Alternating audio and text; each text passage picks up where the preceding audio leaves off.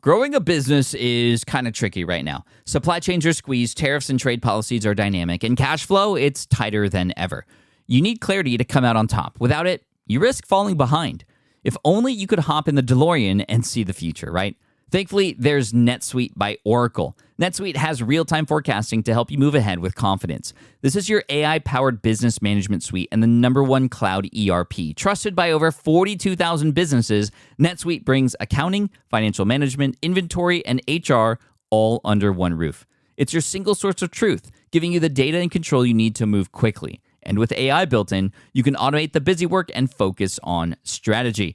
NetSuite helps you see what's stuck, what it's costing you, and how to pivot fast. If I were running a business with a lot of moving parts, I'd use NetSuite for full control over everything. Tame the chaos with NetSuite. If your revenues are at least in 7 figures, download the free ebook, Navigating Global Trade, 3 Insights for Leaders at netsuite.com/SPI. That's netsuite.com/SPI. The perfect product launch. It's the goal for every brand marketer. High heat, fast sellout, and fans posting recipes like trophies. What do Sydney Sweeney's soap drop, Taylor Swift's tickets, and your next launch have in common? Well, they're not bought, they're bragged about. Fanfare turns your drop into a moment. Fanfare cues real fans, blocks bots, and builds launch experiences worth screenshotting. Want hype without the heartbreak? Get Fanfare's 5-step hype drop playbook with our proven success formula and make your next launch unforgettable at fanfare.io/playbook. Again, fanfare.io/playbook. In my role, I get to meet some of the largest personalities. A lot of them are miserable. And there are trade-offs in achieving incredible success that may not be appealing to you once you understand what they are. But you know what? Most people actually find incredible success by being incredibly specific and niche, and then being a master of being useful to those people. And that means that you're going to be operating at a smaller level, but you're going to be doing it at a level of mastery, which is, I think, what the thing we really all want is to feel like we're doing amazingly. Hey, everybody, welcome in. This is session 712 of the Smart Passive Income Podcast. And typically on these Fridays, you hear from just me, but it's not just me today. I have Matt in the house. What's up, Matt? How are you? Hey, I'm great. Glad to be back. Glad you're here. And you're not here just for an interview or conversation between you and me. We are doing our Entrepreneur Roundtable, which happens every once in a while here on the show. So you got a little bonus because it's not just even Matt and I. It is a couple other amazing guests. Matt, would you like to introduce who is going to be on the show with us on this little roundtable today? Would love to. It's our second one of these. So we're inviting back Jason Feifer, the editor-in-chief of Entrepreneur Magazine. And then the extra special guest today is Terry Rice, a phenomenal entrepreneur, specialist in business development. He's a really big contributor to Entrepreneur Magazine. And the four of us sit down and have some really important conversations that I'm excited to get into. We're going to talk about some stuff that matters to you right now. And it's going to be great because we have 4 different perspectives, and you'll hear when we all agree on something. You'll hear when we question each other and perhaps even disagree too. So listen in. Thank you so much for being here and enjoy the conversation. Here we go. You're listening to the Smart Passive Income Podcast, a proud member of the Entrepreneur Podcast Network, a show that's all about working hard now so you can sit back and reap the benefits later. And now your host. Getting laid off in 2008 was the best thing to ever happen to him, although it didn't feel like it at the time. Pat Flynn. With running your own business, legal questions always come with the territory. Like, can I use this contract or agreement? What do I do if a client doesn't pay? Am I even structured the right way for taxes? Instead of Googling your way through legal landmines, imagine having a law firm ready to address your business's legal needs without the sticker shock. That's what you get with Legal Shield's small business plans. Legal Shield helps entrepreneurs access real legal help on contract reviews, collection letters, business formation guidance, and even help navigating IRS audits.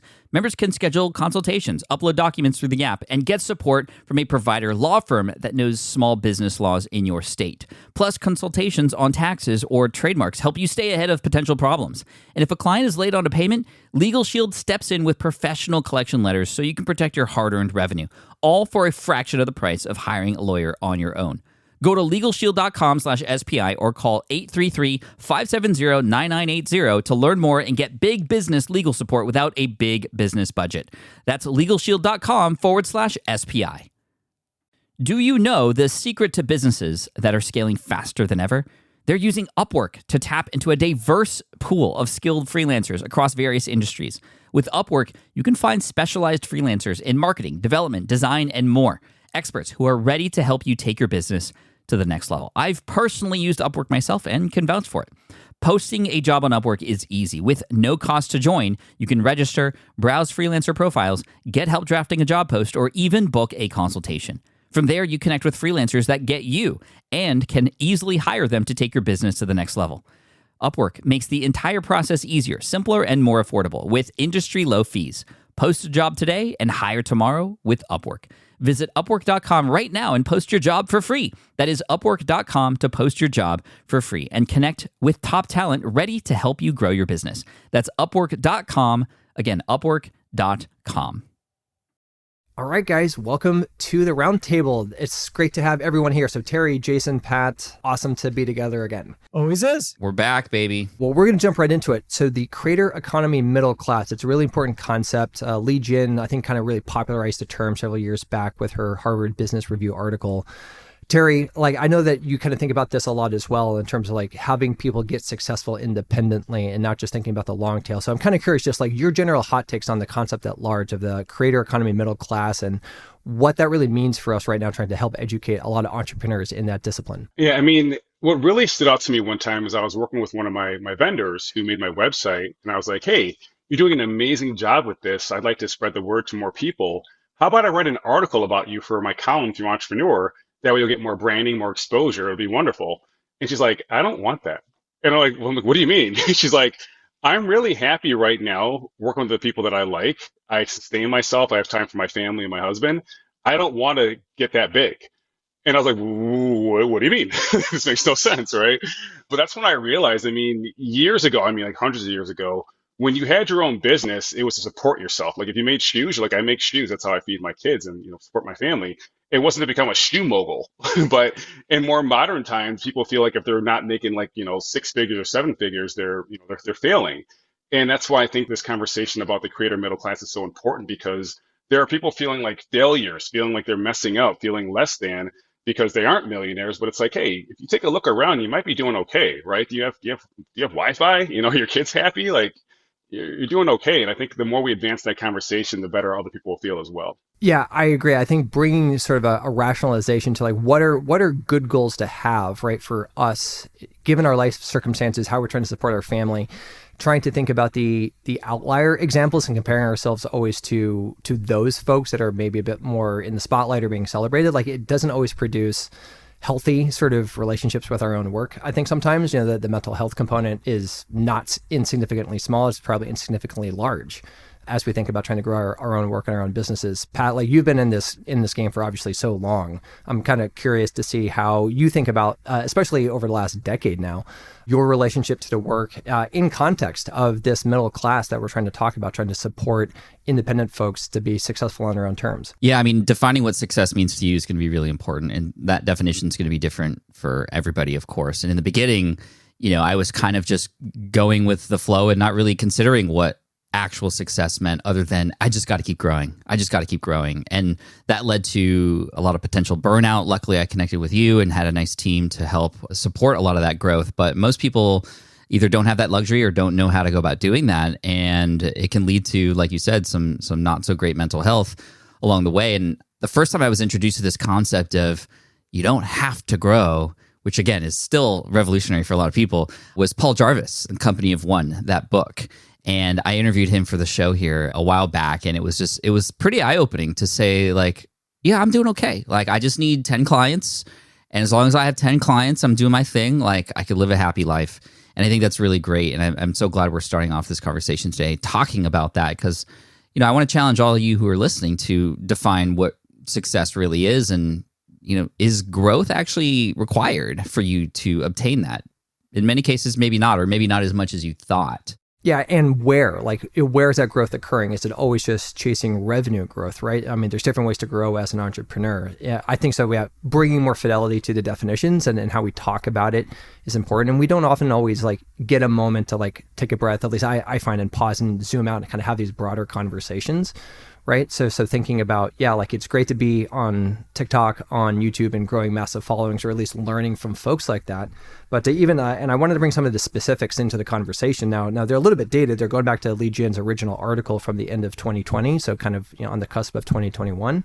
But even then, some of the stats that she was reporting in the article, the top 10 creators on Substack were generating $7+ million collectively, like outproportionately overperforming like the long tail of the creators on Substack.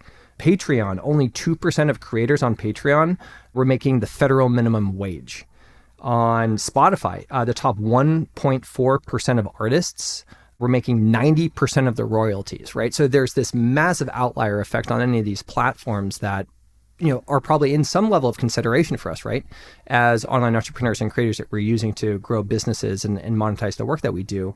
And the folks that get celebrated and put forward as these shining star examples that we want to emulate, right, are probably not going to be the comparable examples that most people can approach, right? So it's, again, calibrating that around success and how do we, especially those of us that are teaching skills like we do at SPI, Jason, as you do even through the magazine, I'll come to you next, is like, how do we rationalize and normalize how we're, defining success and then finding match fit to the skills and aptitude to try to train, our students and our audience at large to understand how you can find success on your own terms and not be maybe beholden to these larger outlier ideas, these examples. So Jason, with you in that range, really curious to kind of hear what you're thinking about. Oh my God. So this is such a valuable conversation. We're really marrying two things. I just want to step back and kind of contextualize. We're marrying this idea of the creator middle class, which was really an argument that a lot of these platforms end up primarily supporting the few at major scale. So you have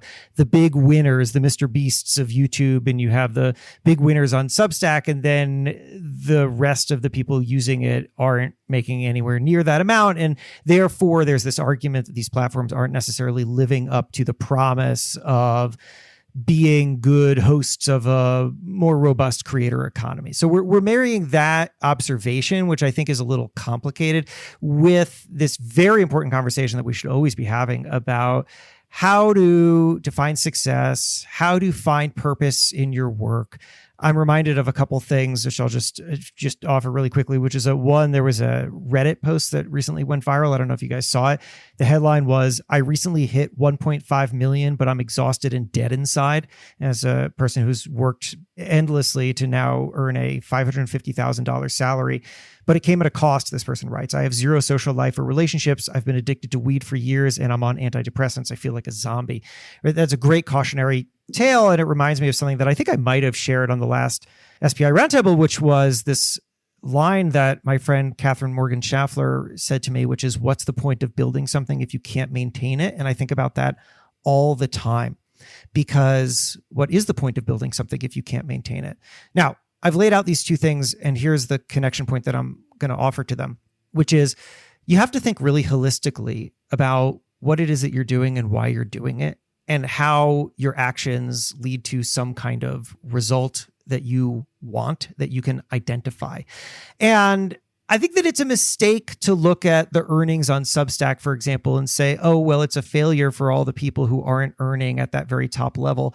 For a couple reasons. Number one, because as Terry said, some people don't want to put endless amounts of time into growing endlessly, but also because a lot of smart people are using Substack as part of a larger ecosystem. And you should be thinking about it like that. If you're thinking of yourself as engaging in any kind of creator economy, don't think that just posting on YouTube should be your business, or just posting on Substack should be your business. Maybe they're just a way to get you attention, and then you convert those people in some other way. Maybe it's just a way to work out ideas, and then you take that intellectual property and you start to utilize it in other ways that connect you with people and turn it into a bigger, better business. There are a lot of different ways to think about this. And I think that the more we focus on what we ultimately want out of it, which for me, for example, is I keep thinking about full autonomy of my time. That's the reason I do what I do. I want full autonomy of my time. The more that we can define those things, the more that we can start working backwards from them and utilize all these things as tools to help us get there. Terry, I have the benefit of seeing you in the room here, and you're just nodding along. So, what thoughts are popping to mind off that? Yeah, one thing that comes to mind is when we think of the creator economy, I think we confuse creators with influencers. So an influencer needs to have a large following, right? Yeah. Otherwise, they're not a good marketing channel.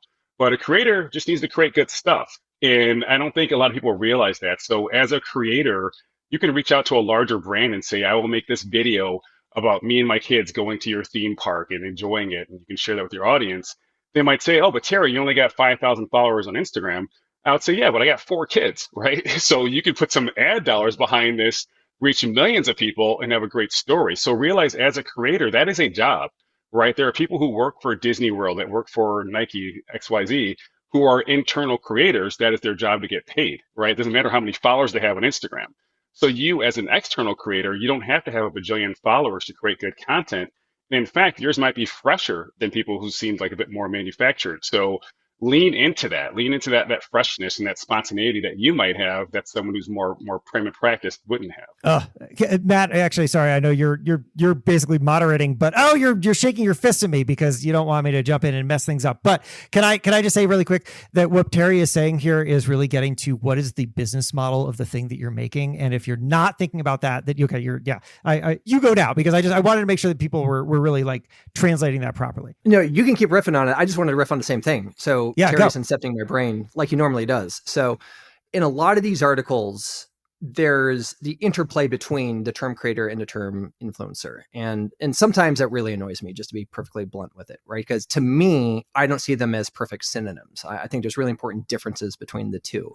And they overlap, and they're composite models from Jason, yes, a business model standpoint, or how certain identities and personas, right, are being developed and grown online. But getting to the actual kind of economics of the model itself, at least for me, and having studied this, I look at influencers in terms of monetizing their audience. They try to get really big on a singular channel or a platform. And this is even true being borne out in some of the data, that a lot of the dollars, that are being generated, at least by influencers, by growing big channels, are either by ads or brand deals.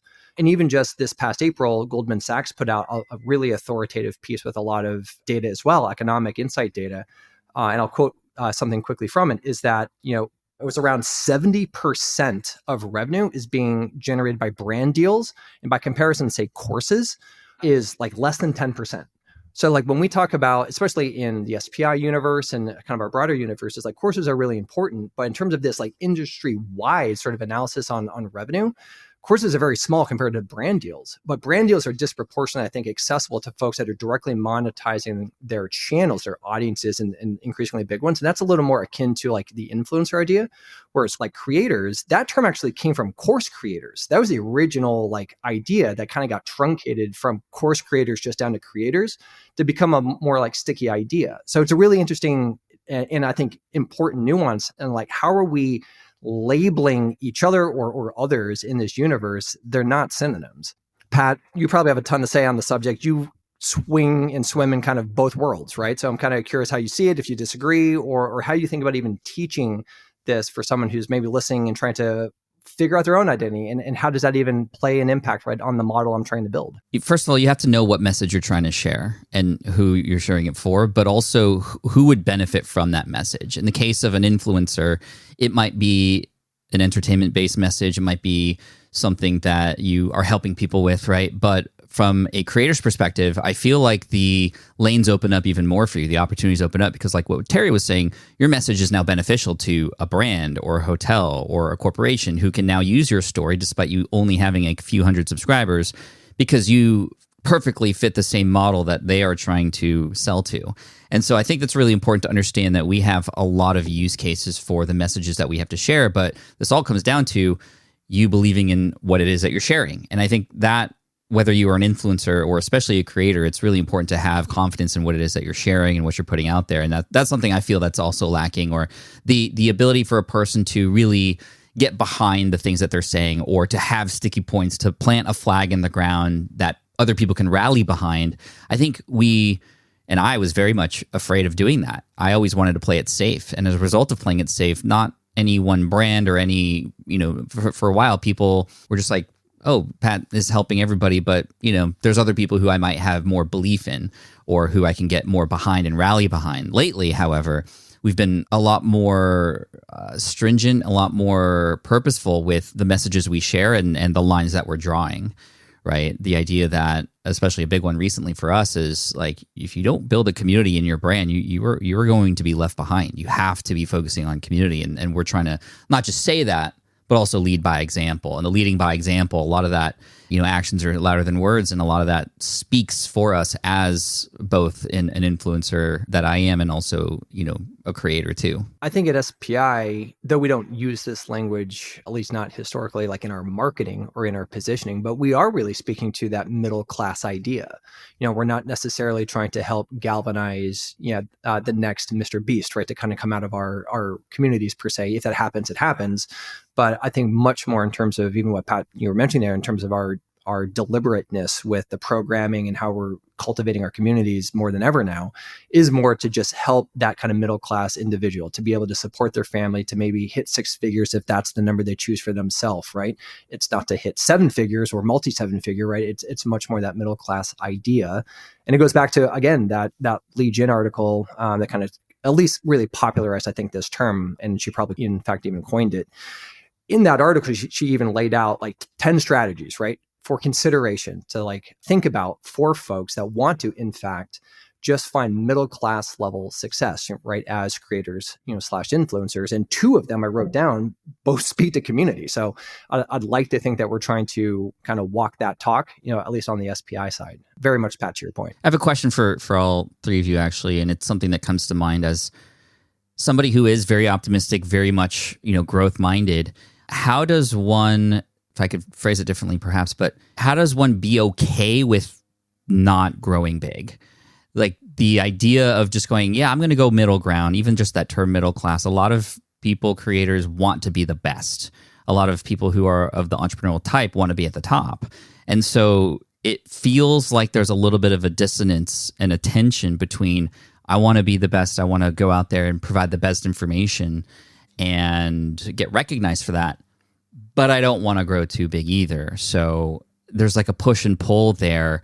How does one, and Terry, I'd love to ask you, since you started this conversation today, how does one mentally understand what opportunities to say yes to and what opportunities to say no to stay within the space that would keep them comfortable and happy and not overworked? It starts with something people avoid, which is deep work.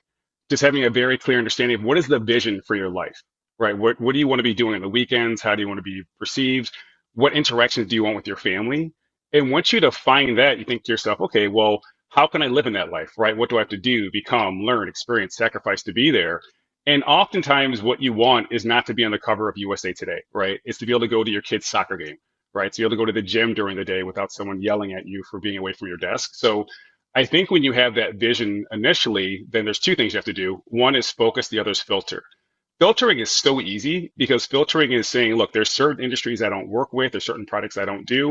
If that comes my way, hell no, I'm not doing it. Focusing is harder because focusing involves you realizing that sometimes distractions are actually opportunities in disguise. So someone might say, hey, Terry, we'd love to have you come to Sri Lanka and do this presentation. We're going to give you all this money. Oh, you're going to miss your kid's graduation, but we're going to give you all this money. That's you focusing on what's most important in your vision. So it all starts with that deep inner work. What do you actually want from your life? And then take the steps necessary to live there while also avoiding other distractions along the way. I like that a lot. Jason, how about you? 2 things come to mind. Pat, it's a great question. Number 1 is that I think it's important for people to understand what the lives are of the people who are doing the things you want to do at maximum scale. And the answer is, it is often not the life that you want. I have discovered this for myself, and I will use no names here, but I bet all 4 of us know the kinds of people, if not the specific people that I'm talking about. In my role, I get to meet and sometimes get to know quite well some of the largest personalities. And I will tell you something. A lot of them are miserable. They're miserable. They're miserable people. And I think that in some ways, they always had a hole that they were trying to fill. And the efforts to fill that hole, which can never be filled, is what drove them to be more successful in their way than I will ever be. And I am okay with that because I don't want that burden. And I think that there are trade-offs in achieving incredible success in one realm that may not be quite appealing to you once you understand what they are. So it's helpful to remember that not everything is great just because it looks great. Then number 2 is to think about what it actually means to create success. And oftentimes, yes, there are a couple people, and you can think of all their names. There are a couple people who just reach incredible scale just by doing it really well, right? Mr. Beast reaches bazillions of people. But you know what? Most people actually find incredible success by being incredibly specific and niche, by identifying a very specific audience and community, and then being a master of being useful to those people. And that by its very nature means that you're going to be operating at a smaller level, but you're going to be doing it at a level of mastery, which is, I think, what the thing we really all want is to feel like we're doing amazingly.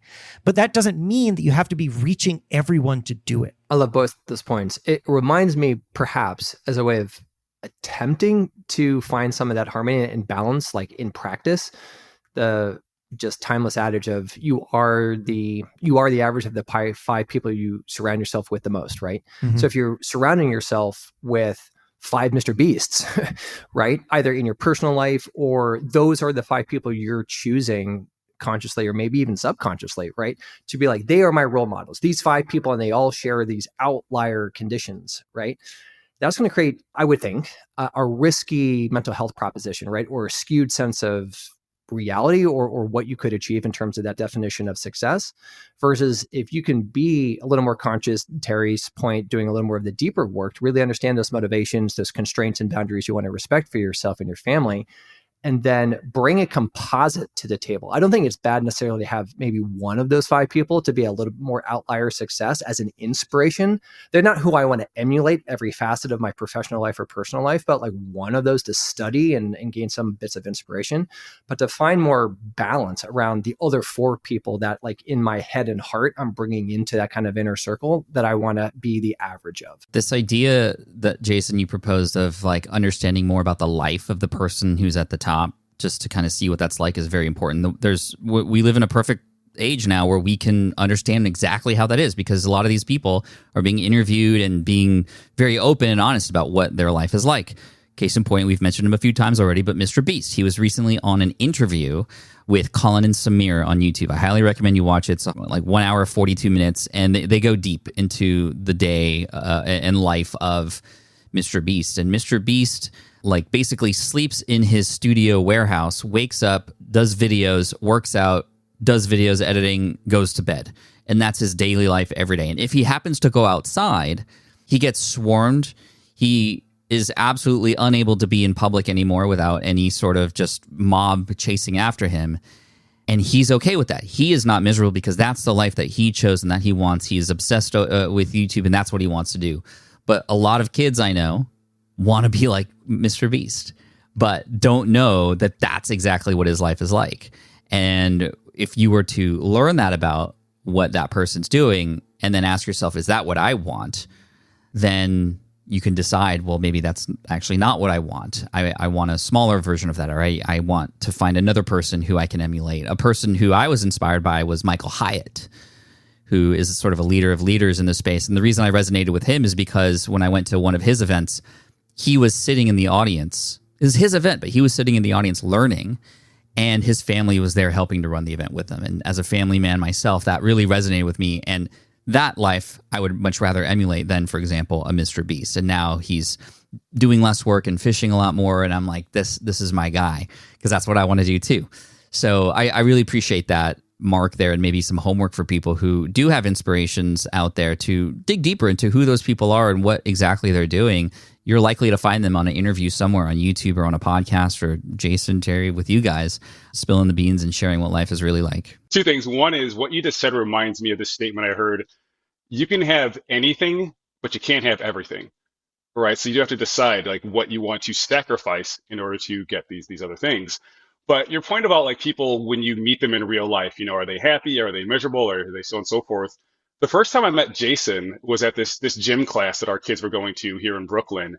And what really stood out to me was, wow, he's actually a dad. He's like doing dad stuff on a weekend. And I respected him even more just by seeing that. I was like, wow, he's a human, and like that's how we hit it off. Yeah, and Terry recognized me in public, which is a rare treat for me. Well, I appreciate that, Terry. And yeah, I mean, look, I don't have the demands on my life that like actual famous people do because I'm not. But I do try to, in my talking about myself and presenting myself, make it very clear that those are things that I'm choosing, because I think it's important for people to remember that everything that you have in your life is a choice and a trade-off, and that the things that you might see just out of reach, when you start to get some of them, you will discover that they don't transform you, and they often don't feel better than things you already value. I remember reading this piece by The Obstacle is the Way guy, Ryan Holiday. Thank you. Ryan Holiday wrote this blog post or whatever it was about what it's like to become a New York Times #1 bestseller. And he described mowing his lawn when he got the call from his agent or whoever it was who told him, like, your book has reached the #1 spot on the New York Times bestseller list. Ryan was happy to hear that. And then the phone call ended. And then he looked around and he was like, well, now what do I do? And he went back to mowing the lawn, because what are you going to do? Your life didn't change, And this is something that I've discovered for myself as I have set goals and met those goals, which is that I don't feel any different, and you never will, because achievement is not like winning the lottery. It's not like, oh my gosh, suddenly everything is different. It's like, oh, it's actually just the next incremental step towards something that I've been moving towards. So make sure that you're picking the things that are actually incredibly valuable to you and going to be additive to you, and that live nicely alongside the things that you really, truly value, because that is the only way to build happiness. Jason, can I jump in real quick on that one? Because it reminds me of e-commerce, and I'm sure this has happened to all of us before, right? You're online, you see this jacket, like, oh, the jacket's amazing. You're so happy about it. You order it. Oh, 2 days. I got to wait 2 days. I want it right now. And then it comes and you're like, sweet. Yeah.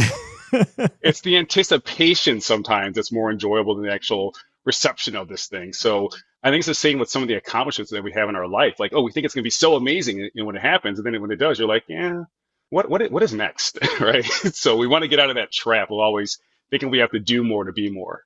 What triggers for me off of that, Terry, kind of going back to the business model, and especially for folks that, again, are maybe resonating with this conversation around like the creator economy, middle class, and trying to themselves build middle class businesses, is so much of the joy and the satisfaction, more than the anticipation, is being able to see the impact in the people that we have the privilege of serving and working with.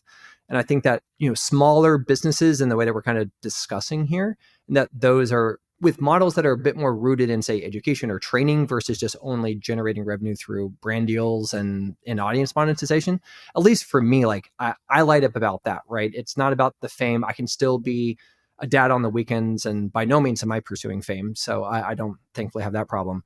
But that to me kind of like speaks to some of these qualities that we're kind of circling here, which that's unique for me. I'd love to even throw it up maybe one more time around the room to kind of wrap up on the middle class kind of conversation.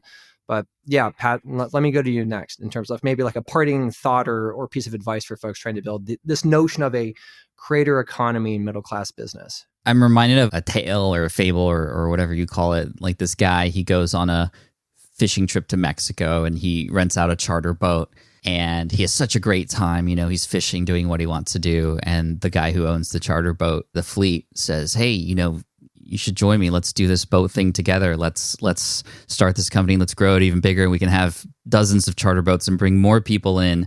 And he's like just getting excited about it because of the money, the possibility. He knows what it's like to be a fisherman, wants that experience for others too.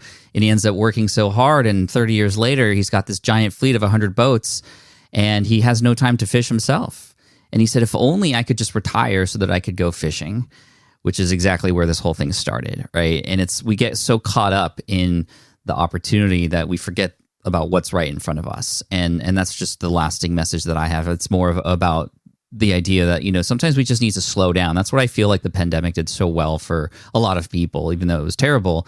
There were a lot of great things that came out of the pandemic, especially for me personally. It allowed me to slow down so I could pay attention to the things that were right in front of me and really begin to enjoy them and begin to, figure things out in a way where, no, I don't need to be on the road every single month in order to succeed.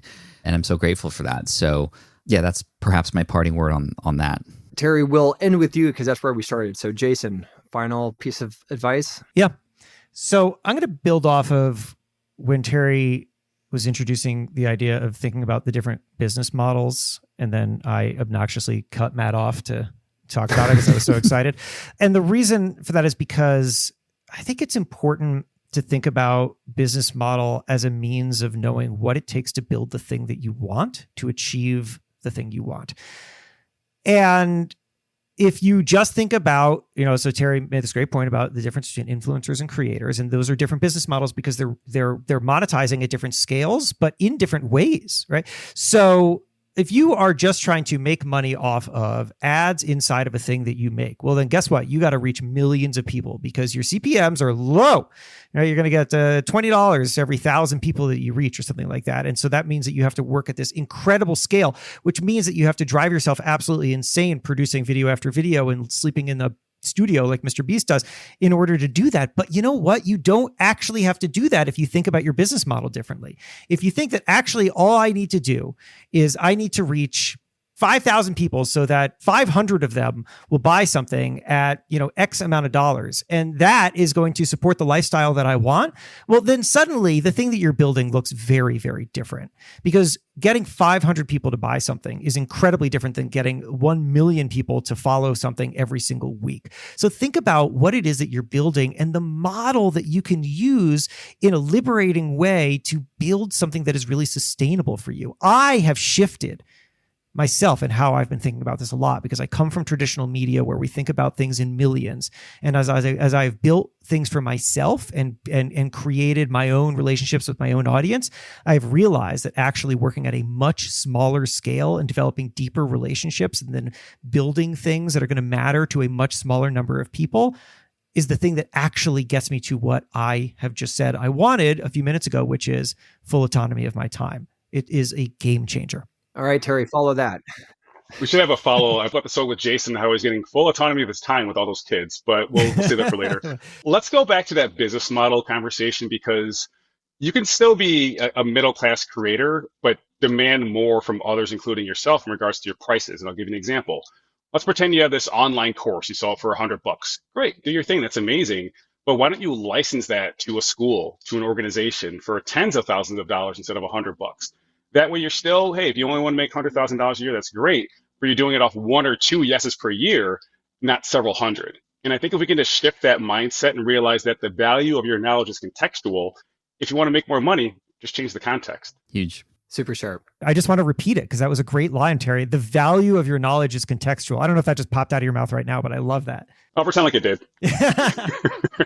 Awesome. Well, fantastic conversation. I'm glad we really dug into this topic. It's not over. Like there's so much follow on that we can and probably even should have. We should do stuff in our community. So we'll figure that out. But for today, I'm thrilled that we spent a healthy amount of time on it.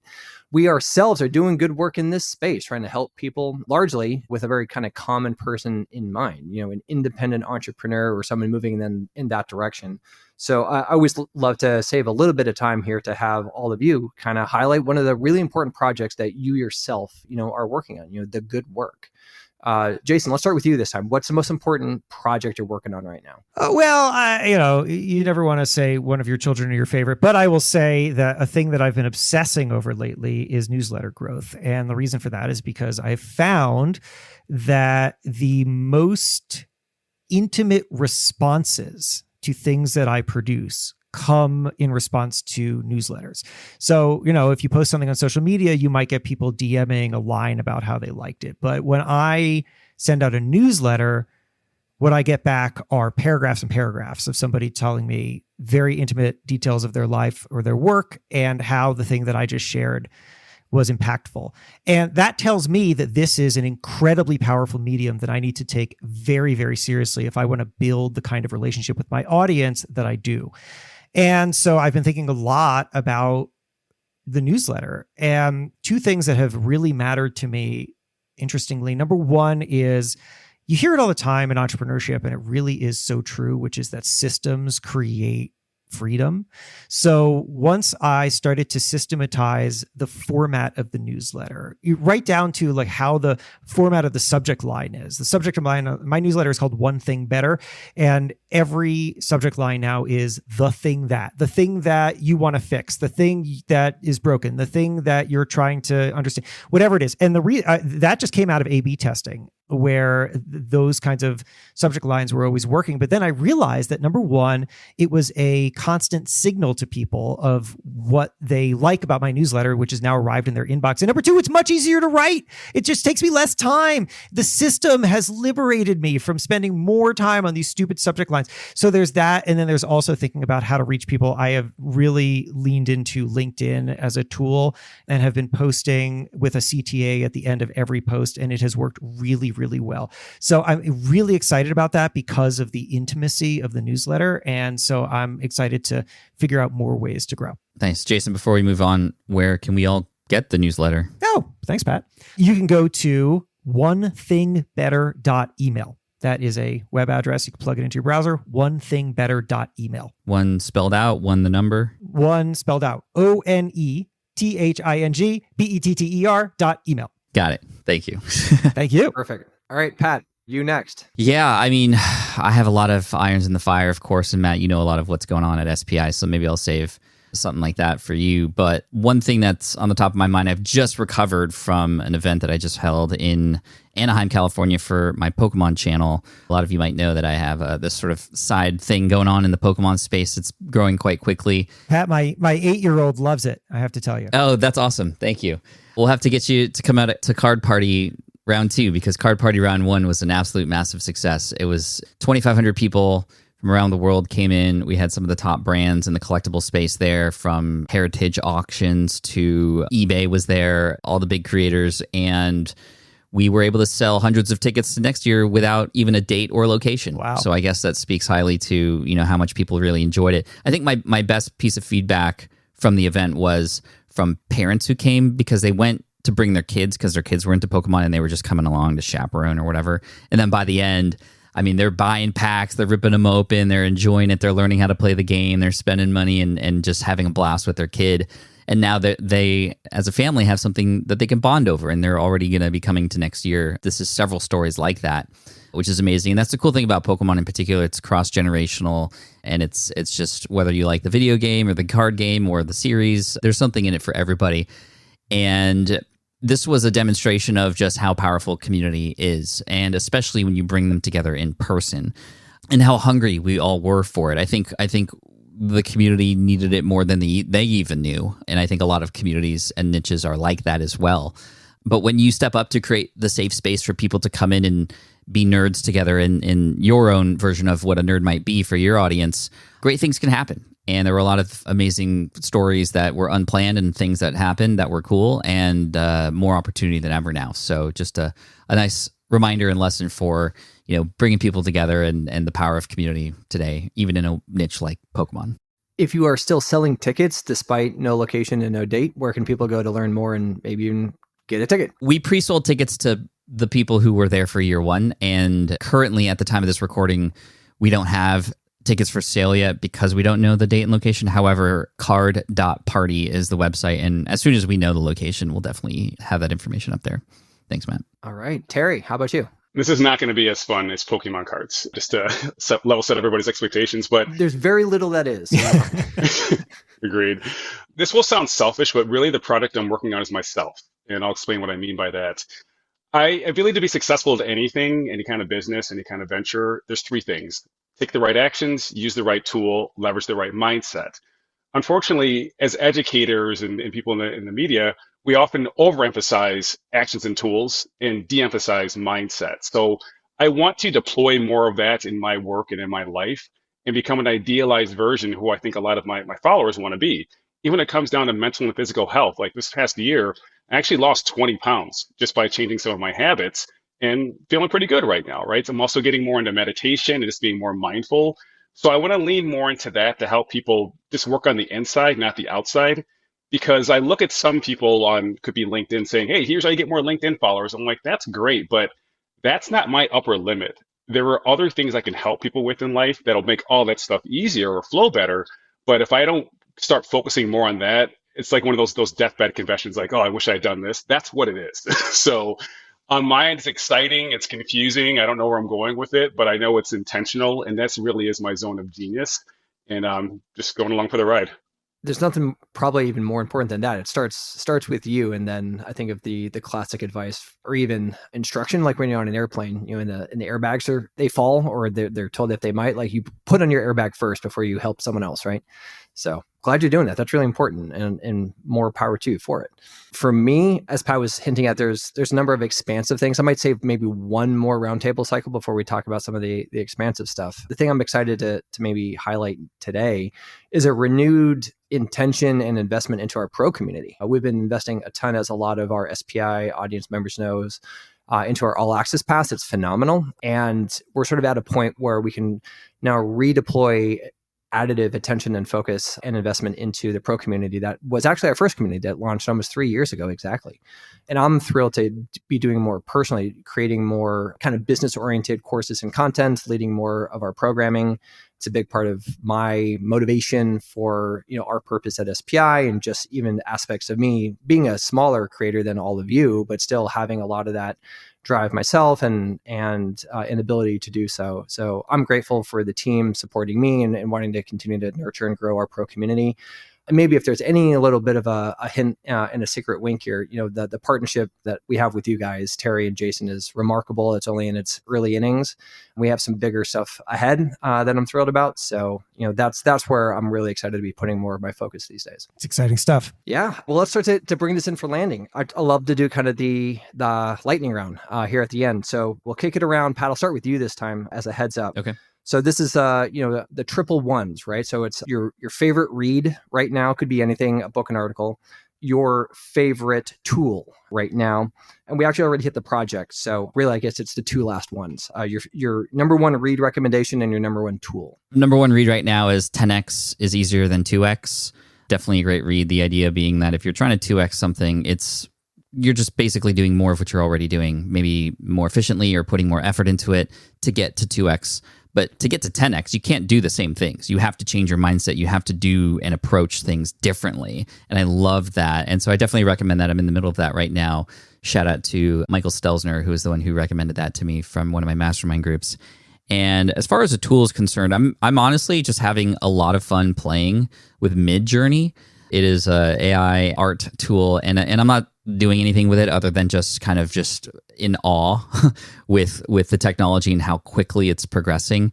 There's a lot of other AI tools that I'm looking into. I'm really, like, if I were to offer one that you could all use right now, I would recommend Descript for editing and your audio. It's just like magic, right? You film your video or your podcast, and it automatically transcribes it. And if you want to edit your video, you just remove those parts of your transcript, and it automatically seams the video together for it's absolutely like magic. I'm working on a video right now for it, but Descript would be the tool that I'd recommend in addition to Midjourney right now for my recommendations. All right, I'll go next, and then allow Terry, maybe you to follow. Jason, you can close this down here.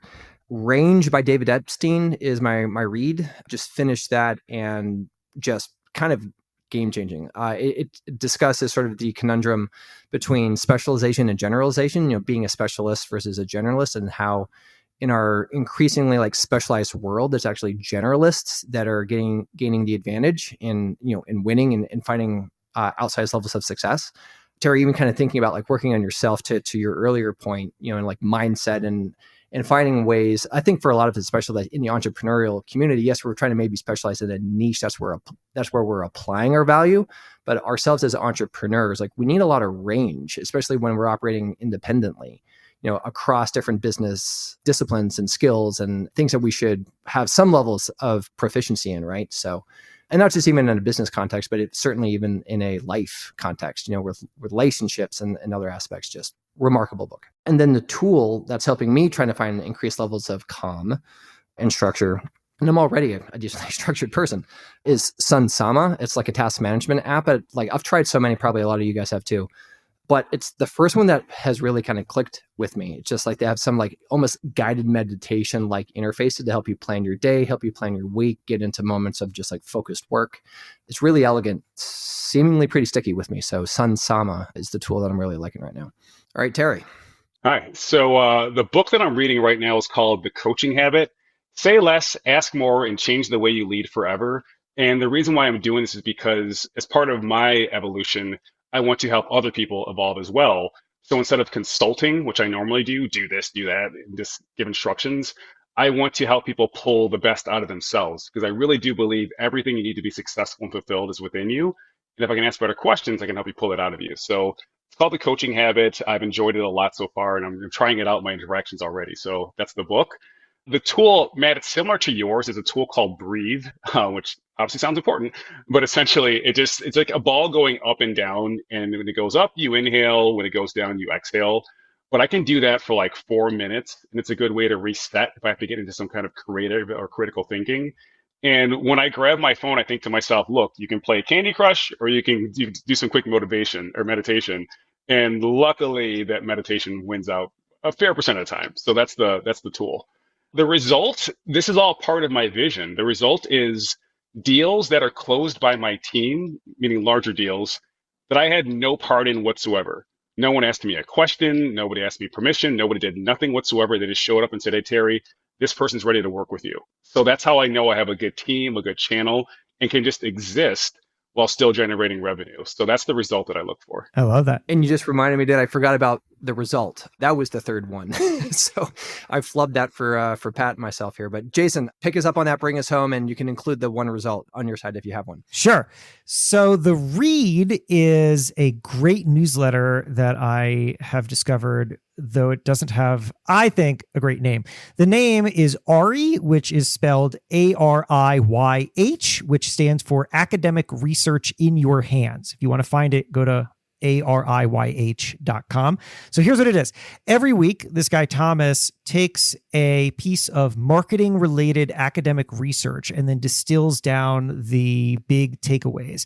They are so fascinating and fun and simple and useful. So I'll give you two that I pulled that were recent. So number one is that if you, they found that people, this is kind of applicable to right now.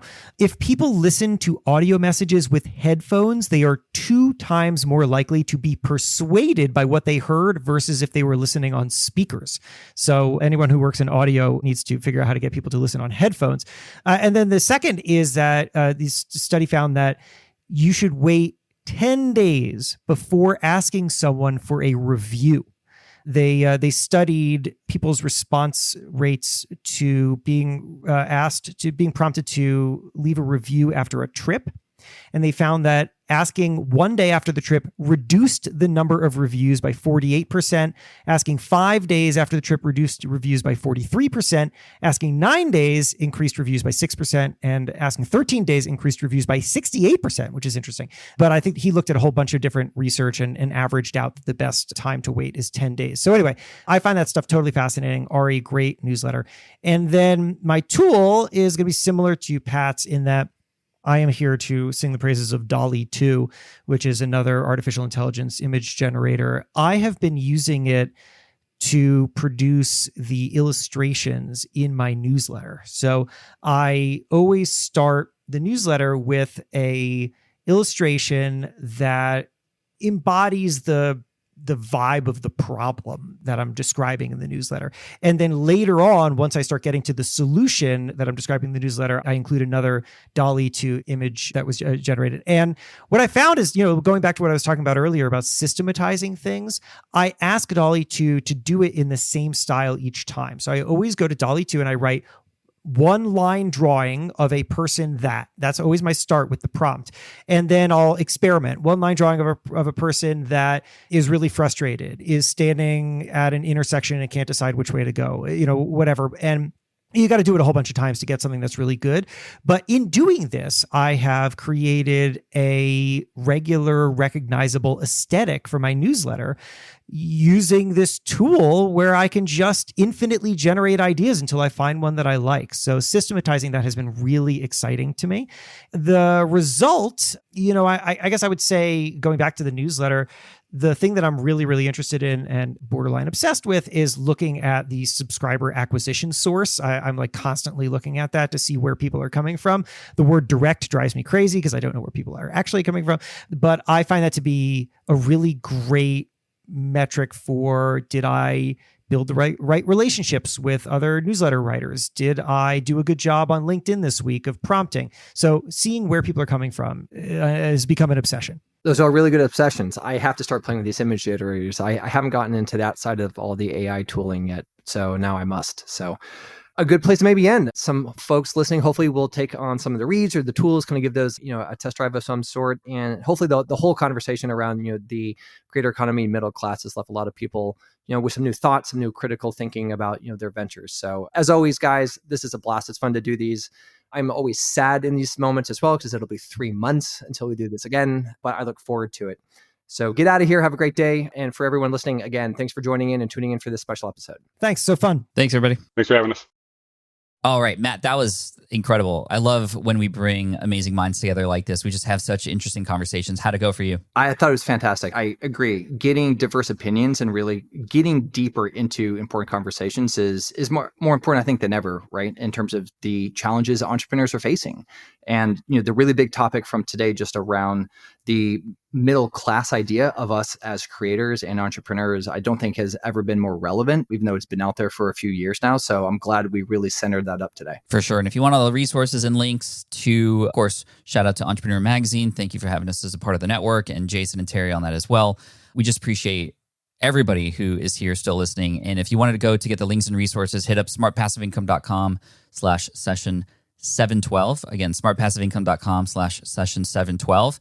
And this won't be the last one. We're going to do this again in the future. So make sure you hit subscribe if you haven't already. And I agree, Matt. I think having these other experts come in to almost be a part of the SPI community is really amazing. We'll have to perhaps do more of that in the future. We might have some stuff in the works. But yeah, thanks for listening into this one. More to come. Grateful you're here. And let us know if you have thoughts for future Roundtable episodes. Cheers. Thanks, everybody. Thank you so much for listening to the Smart Passive Income podcast at smartpassiveincome.com. I'm your host, Pat Flynn. Sound editing by Duncan Brown. Our senior producer is David Grabowski, and our executive producer is Matt Gartland. The Smart Passive Income podcast is a production of SPI Media and a proud member of the Entrepreneur Podcast Network. Catch you next week. Hey, fellow podcaster, does this sound like something you've experienced? Record your podcast episode on one platform, download the files, edit in another app, then fire up a different tool just to create these social clips? Well, it can be clunky, time-consuming, and frankly overwhelming, especially for creators trying to grow. And that's why I'm excited to tell you about Riverside. Riverside is the all-in-one platform. Record, edit, and repurpose your podcast content all in one place. You just log in, record with your guests no matter where you are in the world, and just like that, studio-quality audio and high-resolution video.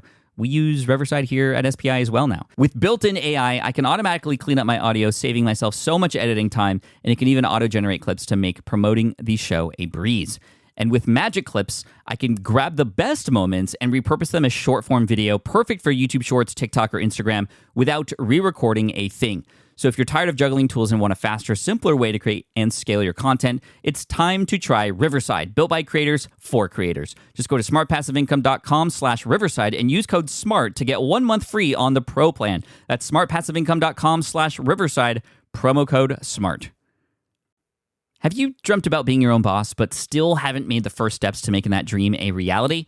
Well, I get that. Starting a business can feel super overwhelming with legal forms, paperwork, finances. It's a lot. And that's why I'm excited to tell you about Taylor Brands. Taylor is a complete business builder designed to make launching your business simple and stress-free.